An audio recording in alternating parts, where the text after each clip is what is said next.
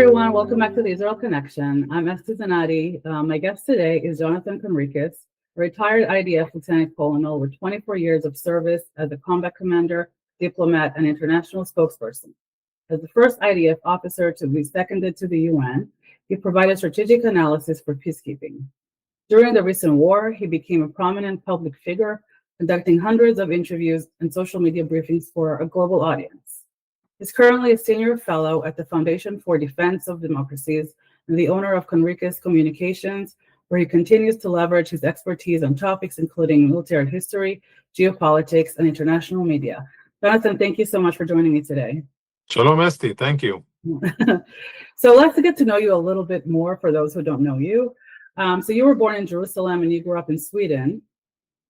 So how has your Swedish-Israeli background shaped your perspective on international media and public diplomacy? And how did it ultimately lead you to a 24-year career in the IDF? Yeah, it's a bit unique. My background, there are not a lot of Jews left in Sweden. And my family decided to make Aliyah in '92. And I think the circumstances of our decision, my parents' decision, I was consequential to it, but their decision to make Aliyah to Israel, I think, was pretty formative. In '92, Israelis, Jews around the world, lots of people were dreaming about peace, and we could hear the wings of history flap gently, and that we are now finally going to solve our conflict with the Arabs and make peace with the Palestinians. And that was the momentum, which I think was very much the zeitgeist of the time.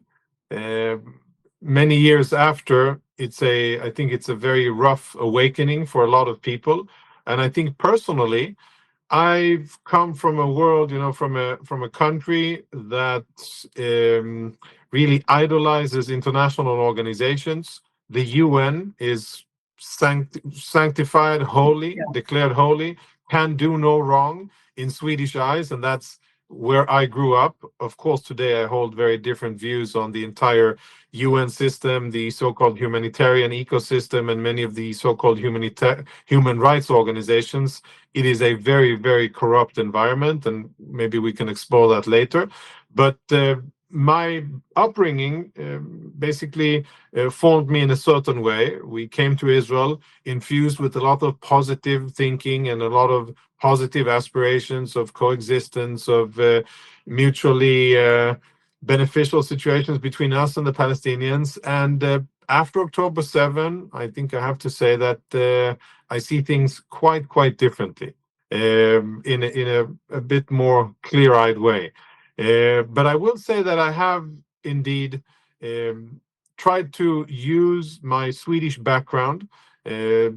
Swedes, they communicate a bit differently. Usually they're not tempered, and they're not prone to raising their voice, and Swedes usually are pretty good at keeping their composure, and that's something that I'm grateful for, and something that has come in handy doing hundreds, if not 1,000 or so interviews in mainstream media and podcasts and talk shows, etc.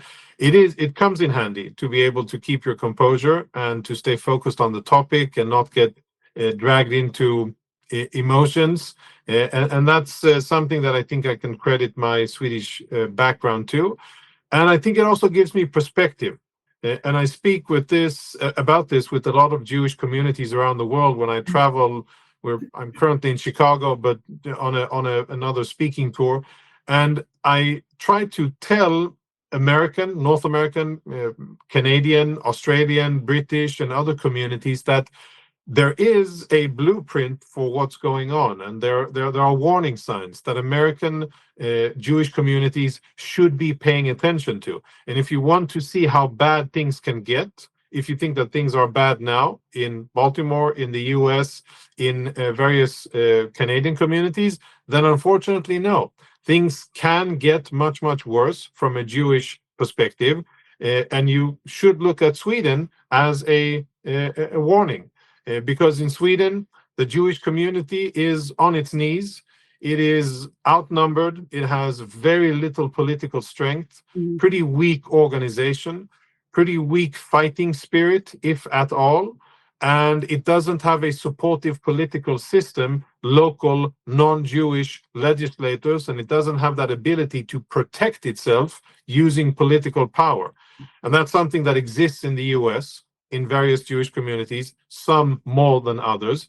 And I think it is so important now, these times, for Jews around the world who have been enjoying the golden age of prosperity, civil rights, and success in North America, in the US, in Canada, in Australia, in many other places, and to understand that if action isn't taken, then what happened to Jews in Sweden and what's happening to Jews in the UK can and probably will happen to Jews in America, even though the situation is still different and the level of political clout and organization of Jews in America is much better. But it won't stay like that if Jews don't understand really what is at stake. So my perspective is one of a kind of a trying to warn Jews around the world of the threats of global Islamism, what really is at stake here. And I think I'm capable of seeing things from the eyes of the Jewish diaspora, having been part of the diaspora, but also seeing reality from a very, through the scopes as a former soldier in the Middle East, and then mixing between the two.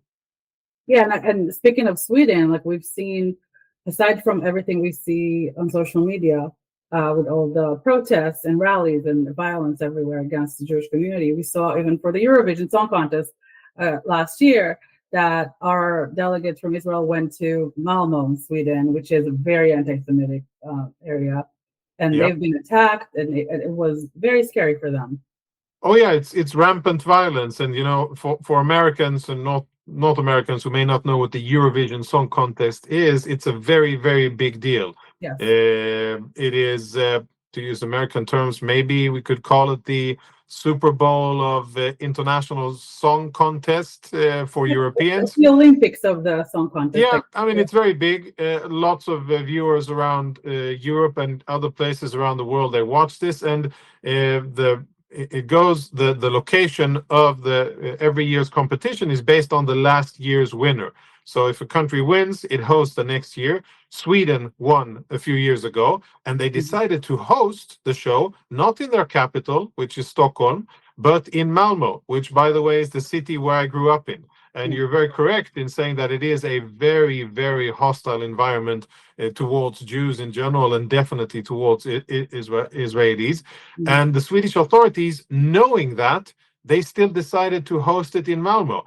So from a pure PR perspective, it's like taking some of the the least flattering locations in your country and front loading them, and really having that as the poster of your country, which is an odd decision to make by Swedish authorities, because obviously they would want to portray a different image of Sweden. But they did, and yes, there were violent attacks, there were death threats, there were harassments, there were actual attempts to assault the Israeli delegation. Israeli supporters waving an Israeli flag was a serious offense, and you would have dozens, if not hundreds, of angry pro-Hamas and pro-Palestinians trying to get to the Israeli delegation. A very, very bad look, a very poor performance of local law enforcement, really shameful performance of local law enforcement, and a lot of bad decisions that were made. And just as a positive footnote, despite massive negative media, in mainstream media against Israel, the public vote, the voting is divided into juries that are officially nominated by the countries, which is like the legacy system, and then you have public votes that callers and viewers from around the continent, they can call, or they can do it online and actually vote for the best delegation. The public vote was overwhelmingly in favor of Israel, and it was the public favorite. The institution probably didn't want Israel to win, so I think we ended up with second or third place, but nevertheless a strong performance in face of threat and violence and anti-Semitism and Israel hatred. Yes, and that kind of depicts the character of the Israelis, that no matter what happens, we have a lot of resilience, and we fight. And we fight. Yeah, we fight. Yeah. So having been the IDF spokesperson during two different times. How has the media landscape changed between those two different periods? I don't think it's changed. It has really changed that much. I mean, on the evening of October the 7th, Mhm. as we were still, fighting in the south, our brave men and women fighting heroically in order to plug the border and push back the Hamas terrorists that had invaded. So even though at the time on the 7th, as Israeli soldiers were still fighting in the south, and we still didn't know how many Israeli civilians had been murdered and taken hostage by Hamas, I tweeted at the end of that day that remember how this started. It started with an unprovoked attack by a Palestinian terror organization affiliated by Iran, and it Mhm. will end with an Israeli victory. We will have initial sympathy from the world, but that sympathy will go away, and eventually we will face a media onslaught and a diplomatic onslaught as well. And I said that on the 7th, on the night of the Yeah. 7th. And I think, sadly, that is mostly what happened. We had some initial sympathy. The big names and the big networks, they were here, and they, for once in a very, very long time, they made that editorial decision to show a human and emotional story that reflects Israeli suffering and Israeli feelings, which is usually reserved only for the other side, only for Palestinians. And that decision, that editorial decision, was made by seniors at CNN and MSNBC and CBS and ABC and many of the other networks that usually, when they look at this conflict, it's through a very narrow binary lens where Israel is strong and wrong, and the Palestinians are weak and right, and therefore should have all the sympathy that the world can muster. So it's that lasted for a short while, that sympathy, but then we went back, and of course, for the last 2 years, it has been an almost relentless campaign against Israel to delegitimize Israel's right to exist, to fight back, and to win over its Mhm. enemies. And that's the list of things. To exist, that's a basic requirement, and then to be able to fight back and defend itself is a second tier, and then third tier is actually to win. We've been attacked, and we want to defeat the enemy that attacked us. But for a lot of people around the world, Israel is probably the only country where it's okay for Israel to maybe to fight and defend itself and exist, but probably not to actually defeat our enemies and really safeguard our future and our very existence. It's okay to fight to a tie, not to fight to victory. And I think this has been reflected very blatantly. I have a lot of criticism towards the general level of professionalism or the lack thereof of Mhm. international media, mainstream media, and I think things are coming to the fore. BBC is being exposed as biased, as unprofessional, Yes. as slanted when it comes to President Trump. That's one topic. But when it comes to Israel, BBC has been caught red-handed with slanted coverage, with doctoring documentary films, with having Hamas personnel participate as ordinary civilians, Hamas family members representing the stories of Palestinians and giving them, a lot of emotional credibility and legitimacy, of very biased reporting. And I've seen many examples of this, including today on CNN and MSNBC, CBS, ABC, even on Fox, but obviously less of Yes. anti-Israeli bias on Fox. But in general, I would say a very poor, narrow, shallow performance of most of the international media, which still looks at our conflict through a very narrow and binary perspective, and refuses to really acknowledge what the other side says and is doing and is trying to achieve against Israel, and that is really to annihilate Israel. They still enjoy, the Palestinians, that international legitimacy of brown, suppressed minority fighting against a white colonial power. And that's the perception that most international and American media is peddling. It's untrue, it's unfactual, it's false. It doesn't have any archaeological or historical foundation, but nevertheless, that is the story that most Americans are fed, and that is regrettable. So what do you see like as the biggest challenge in communicating Israel's position to the audience globally? Do you think maybe Israel's government is not doing enough, or it should do something different to show us in a certain light to people? Or do you think the media plays a big role in this and to sway people against Israel?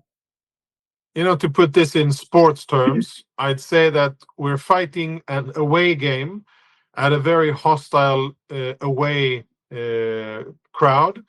The refs, the entire team, including the ones that do the VAR, the video afterwards, they're all on the other side. And it's a system that is rigged against us in every sense. And that doesn't mean that we shouldn't fight. That doesn't mean that we shouldn't be on the pitch, and we shouldn't have our best and brightest, well-trained, well-funded, well-equipped fighters or players on the ground in order to make our case. It means that we probably, no matter how hard we fight and how well we do it, we probably will lose in the international battle for public opinion, because it is rigged against us, because of deep and well-funded anti-Semitism that exists and has various shapes and faces around the world, whether it's extreme left, extreme right, it really is a shape-shifting hatred that is very ancient and very creative. So there's anti-Semitism. There is the lazy established media that continues to reflect on the situation, as I said before, in a very narrow and lazy and unprofessional way, refusing to look at reality. And there's human emotions, where Israel is perceived as the strong and our enemies are perceived as the weak, and the human nature is to side with those that are perceived the weak. Having said all that, I think, and I've been trying to get the Israeli government to fight better, to allocate more resources, to prioritize the battle of the narratives, to prioritize our diplomatic efforts, to prioritize our public affairs, especially focused on the Western world, on the US and a few other democracies that eventually are the most important and powerful countries in the world. And yes, I think we are falling short. I think that so much more can and should have been done and should be done in the future on behalf of the State of Israel. And I'll give a few examples. One is to use the abundance of intel that Israel collects and analyzes regarding our enemies, and to earmark maybe 2%, maybe 3% of the intel that comes in through Mossad, Israeli military intel, Shabak, our ISA, and other sources that we have, and say that 2 or 3% of that intel must be geared and must be earmarked towards international media in stating our case and saying, this is whom we're fighting. Here are connections between international so-called humanitarian organizations and US sanctioned terror organizations, globally acknowledged terror organizations. These are the links, these are the people, these are the financial links, these are the spiritual links, and really show in a way that is compelling and very hard to refute. And I think there are a few cases where Israel has done this. For instance, with UNRWA, Israel exposed that 1,200 members of UNRWA are also active members of Hamas and Islamic Jihad. And Israel exposed that 8 UNRWA members participated in the October 7 atrocities in Israel. That had impact. Israel, and that had a significant lasting impact on UNRWA's ability, on their legitimacy, on their brand, and on their ability to generate funding until this day. And Israel should do more of that, and should do it in a systemic way against Hezbollah, against the Iranians, against Islamic Jihad, against Hamas, against the PLO, the Palestinian Authority. And sadly, that's missing. And that's I think we're shooting ourselves in the foot, because we have the intel, it's just not being channeled to where it needs to go. So that's one. Two is I think we have so many young, talented, very smart Israelis who could do excellent work on social media, open source investigations, and then translate that into compelling social media content that can quickly take a false claim and a fake that is being spread against Israel, analyze it, understand how fake it is, and then put a contra version, and to do it in relevant time. The state of Israel hasn't been doing that. And we know that perceptions are shaped and cemented in very short time. And if you're not quick and agile, and if you can't respond in real time, then reality is set, and people around the world will scroll on and they will see fake things about Israel.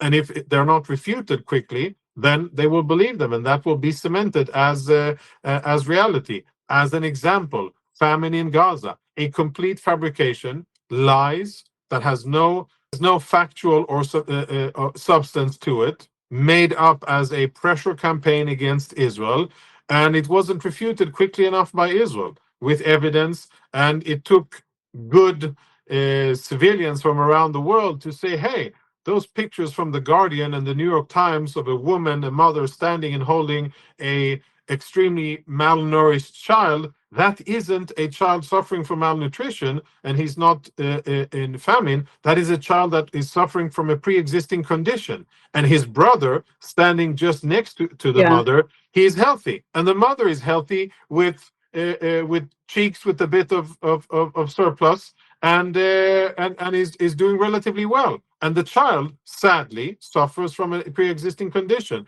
But, never mind that journalists didn't do their job. Never mind that editors of the New York Times and the Guardian and the Washington Post and at CNN and so many other places took that picture, didn't do any due diligence of their basic journalistic work to actually ask, okay, who is this kid in this obviously staged picture that is supposed to elicit emotions? Who is this kid? What's the situation? And why is his brother looking totally healthy? That doesn't compute. It takes just, a journalist, a student of journalism to ask those questions. But if you don't want to ask the questions, if you want to peddle that narrative, then of course that is what you do. And Israel should have been able to refute that quicker. And investing in having a ready, well-trained and capable pool of open source analysts, videographers, and editors that are on call and constantly scanning the net for whatever the pro-Hamas Muslim Brotherhood or the Iranians and Hamas are coming up with, and take it down as quickly as possible. And the state of Israel should do that. And the third thing is to really streamline efforts. We have 3 different entities in Israel today that deal with communicating to the world. We have the Ministry of Foreign Affairs, we have the Prime Minister, we have the Ministry of Diaspora.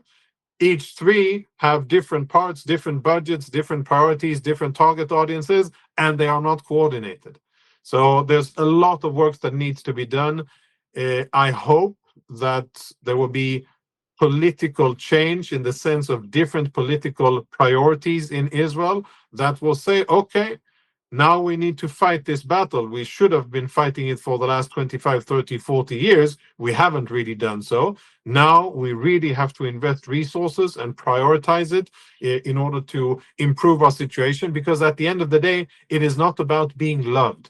It is not about people liking us. It is about existing. It is about having defense treaties. It is about imports and exports. It is about sustaining our economy. It is about being able to participate in international events and fora. And all of that can and maybe will be undermined if we don't fight back and if we don't fight better.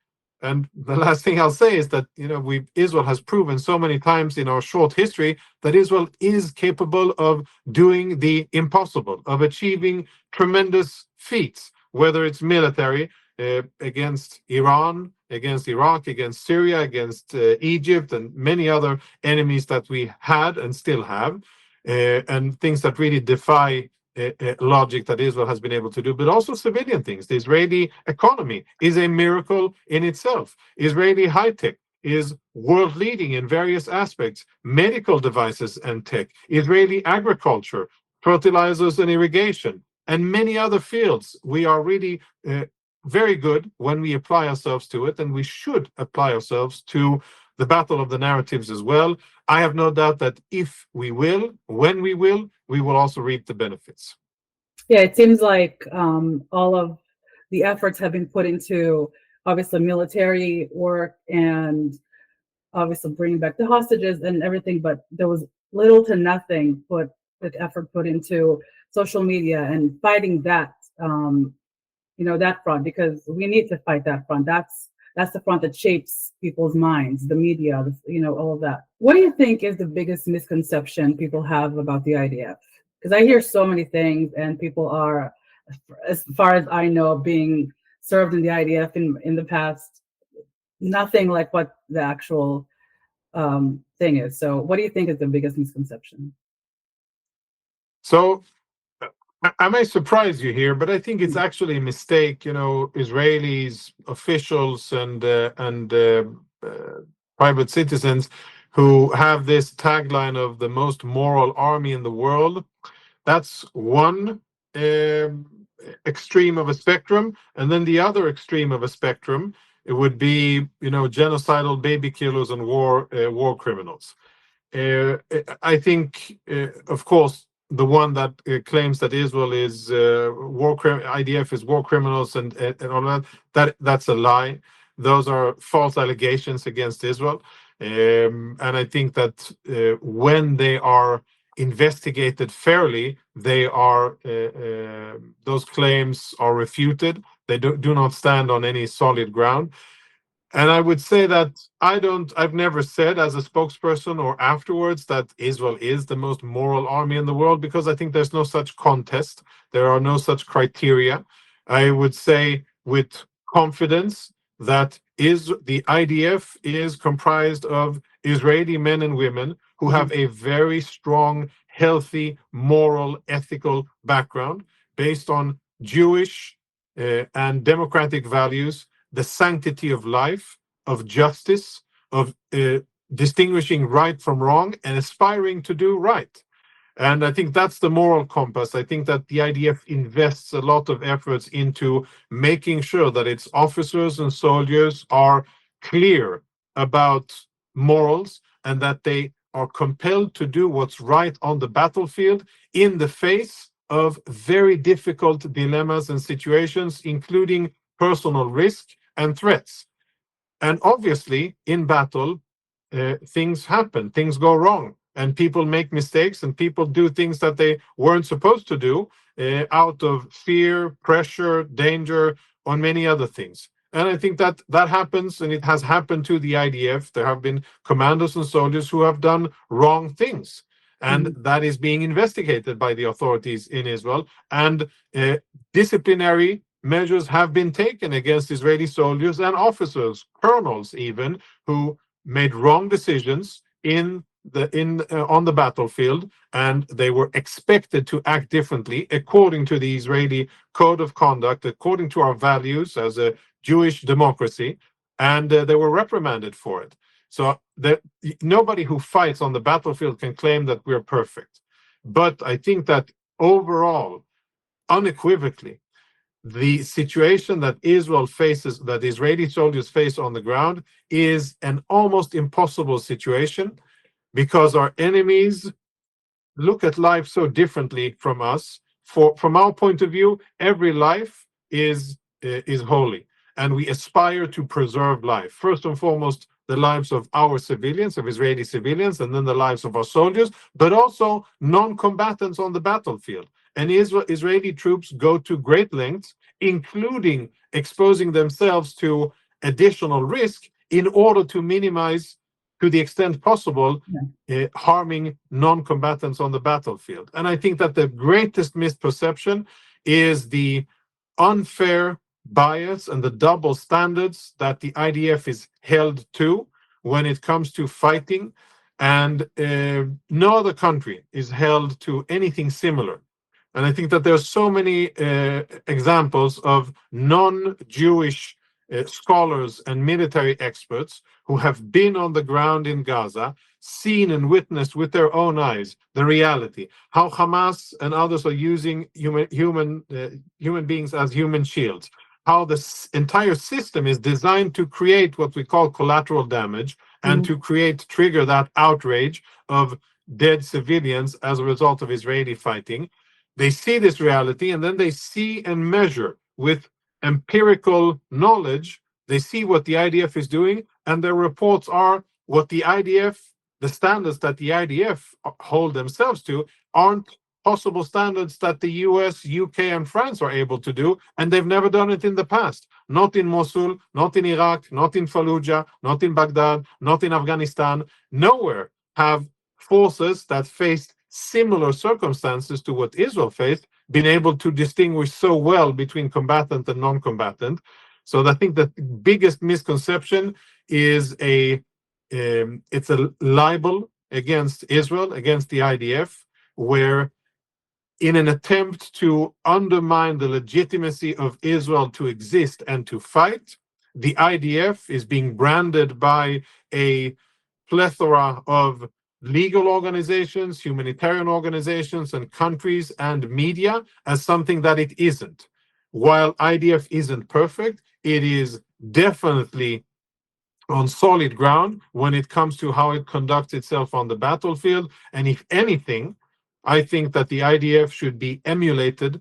And I know that this is happening far away from the media, but other militaries come to the IDF and they want to understand how the IDF conducts fighting in dense urban terrain with such minimal effect on civilians. And that is something that I think is the biggest misconception that should be corrected. Yeah. So in the past couple of weeks, we've seen the living hostages come back, and we've seen some of the deceased hostages being returned. We still have four deceased hostages in Gaza. We finally received Hadar Goldin back after 11 years. What do you think should happen once all of the hostages are returned? And do you think Arab states should play a role in whatever comes next? Yeah, I think Arab states have to play a role, and I think we have to have Muslim regional buy-in. I think we should aspire and we should give the Trump plan a very, very serious, wholehearted effort and make everything possible without, exposing ourselves to unnecessary risk. But we should really make the effort here to make this succeed, because I think there's an opportunity here achieved by the U.S. Diplomacy and the leadership of President Trump and his team, their talent and skill. And I think we have a very good opportunity to change the future of Israel and of Gaza. And it's not going to be easy. There's going to be compromises that will have to be made. I think there needs to be very clear red lines, what we're not going to agree to. I think we shouldn't agree to Turkey and Qatar having any meaningful role and say in the future of Gaza. I think we'll have to face the reality that Egypt, the UAE, and Saudi Arabia will be involved. And eventually, after reforms and after years have gone by where they have proven themselves willing and able to conduct themselves differently, maybe also see Palestinian self-governance, which is independent of Hamas and independent of the Palestinian Authority. Both organizations are enemies of Israel. One is more outspoken than the other, but both of them are our enemy. And I think this is where we should be looking. This is what Israel should be doing, and really working together with this unique U.S. administration, safeguarding our future interests and making sure that we don't allow very bad actors a role and power in Gaza, Turkey and Qatar specifically, but also welcome in the more moderate stages, and to try to really shape a different future, to de-radicalize the Gaza Strip, to change the education system, to change the religious system, and to take out cancerous organizations like UNRWA and Hamas, of course. But UNRWA and Hamas, they're almost... It's hand in hand, yeah. Yeah, that's hand in hand. Make sure that UNRWA doesn't continue to contaminate the minds of another generation of Arabs in Gaza, and that they're kicked out, and to really start building something different. I'm always hopeful. I hope that we can persist in this, and that we can work together with the U.S. at the military and political level, and benefit from this American leadership and investment, and really to do good. First and foremost, to defend ourselves and to make sure that October 7 never happens again, not from Gaza, not from Lebanon, not from Jordan or the Golan Heights or anywhere else. That's priority number one. But second priority, to really change the trajectory of Gaza so that it doesn't continue to be this hellhole backwater area of the Middle East, where it's a fertile breeding ground for terrorists and mass murderers, and really change that. And that will take some doing. But I think it's possible, and I think we have a unique opportunity here under President Trump, which I hope Israel will leverage. And I'm still optimistic that it can happen. Yeah, and I think something that people don't understand is that in Gaza, it's not just Hamas. There's also the Islamic Jihad, there's Fatah, there's the PLO on the other side. So there's a lot that we need to do, a lot of work to be done to ensure that these organizations are out of Gaza, and that there's somebody new with completely different views of Israel ruling Gaza. Yes, I think you're right, Esti. But it goes beyond that. If we're honest about it, this isn't only about organizations, and you very correctly named a few of the biggest culprits, but this is really about the so-called ordinary Palestinians. It's about re-educating and de-radicalizing about 2 million Arabs who for years have been under the oppression of a terrorist organization affiliated with the Muslim Brotherhood, which has been dreaming about annihilating the state of Israel, educating its people that the road to redemption, the road to glory, is martyrdom, and it is holy war, jihad against Israel, and that Israel doesn't exist, doesn't have the right to exist, doesn't exist on the maps, and must be abolished by the sword, and by turning what they call Palestine into a Muslim state.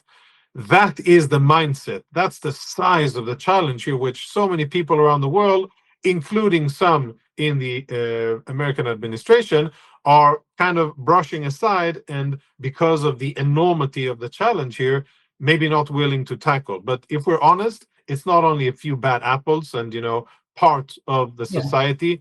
This is Gaza.